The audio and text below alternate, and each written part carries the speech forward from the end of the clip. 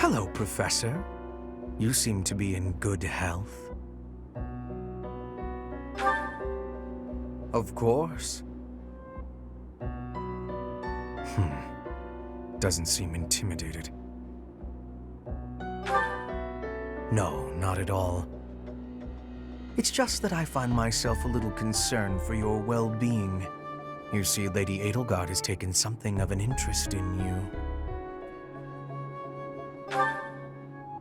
Don't be flippant.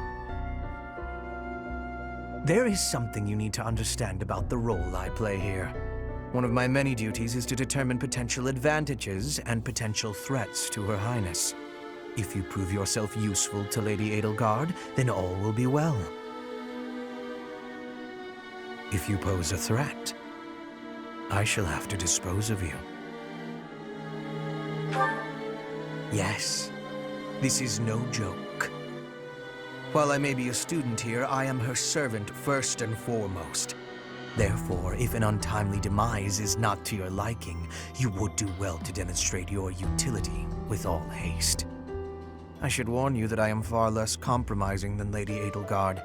Do not be at ease merely because you stand in her good graces for the time being.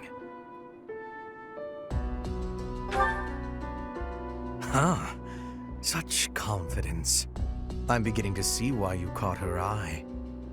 My family, House Vestra, has been sworn to House Resvelg for generations. Since the dawn of the Empire, we have worked to protect the Emperor by any means necessary, both in the open and in the shadows. If you incur our wrath, you will see just what I mean.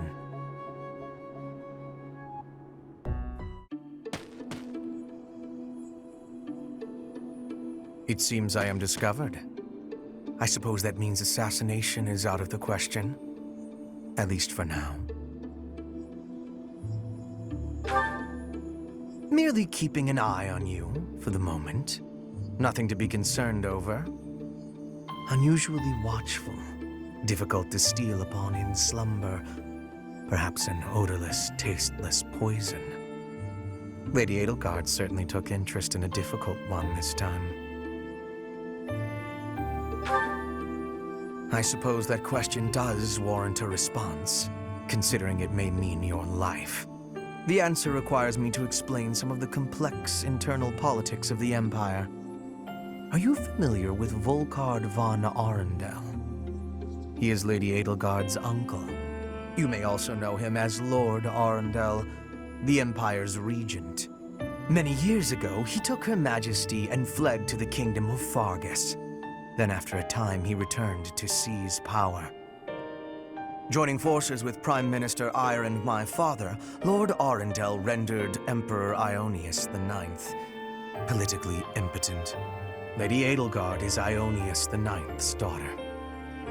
I cannot begin to fathom the depth of her sadness at his betrayal.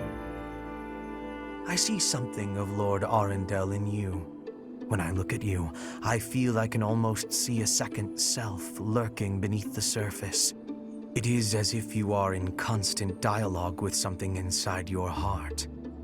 Something with desires very different from your own. Does that description feel familiar to you at all? Because to me, you seem unpredictable. As though you could turn traitor at any moment.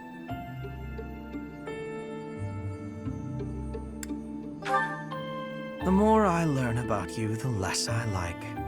I had thought you might be of use to Lady Edelgard, but now I am beginning to think you may, through no fault of your own, present too great a risk. I hope you will prove me wrong, Professor. I would hate for this to come to bloodshed. Nice place, isn't it, Professor? Standing here, you can almost feel the goddess's absence.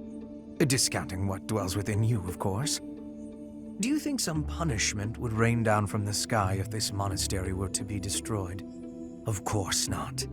Even if the so-called Immaculate One came back here for revenge, that would only be a result of this war, not the work of a deity. If it is between love and hate, then I would choose the latter. The goddess failed to properly govern this world. That is why it is necessary for Lady Edelgard to become the supreme leader of Fodlan. Those with power must use it wisely. Is that not a teaching of the Church of Seros? It's absurd to preach to others what you cannot practice yourself. That is logical, but I am afraid your logic is informed by your humanity. That is not the case for inhuman creatures with lifespans well beyond our own. We must fight to preserve what makes us human. You are the one closest to the enemy. I wonder if you will be able to maintain your humanity to the end. You make it sound easy. I find myself trusting you, even with my life.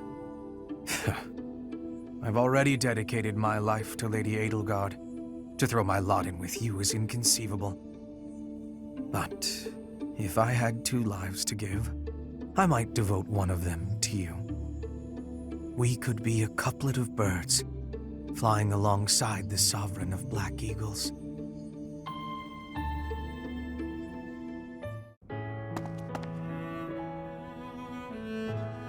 You've kept me waiting. Where have you been? The war may be over, but matters of government, diplomacy, and justice remain to be dealt with. There is one problem in particular that must be sorted first, however.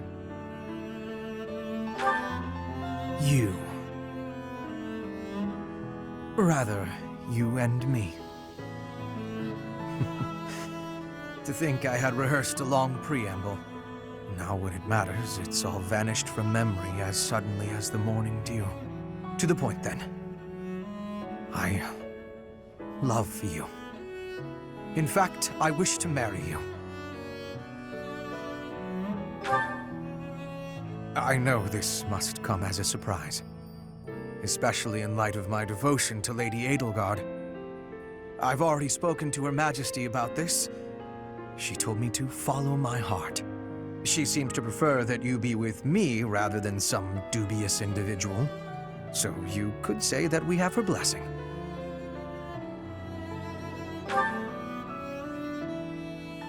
Is that a ring? You came here with the same idea. I cannot believe I am saying this. I am truly happy. I am afraid you've outdone me. I've brought no such token. Not much of a suitor, am I? I've never done well with gifts or flattery. Protecting you is easy, but to be a good husband...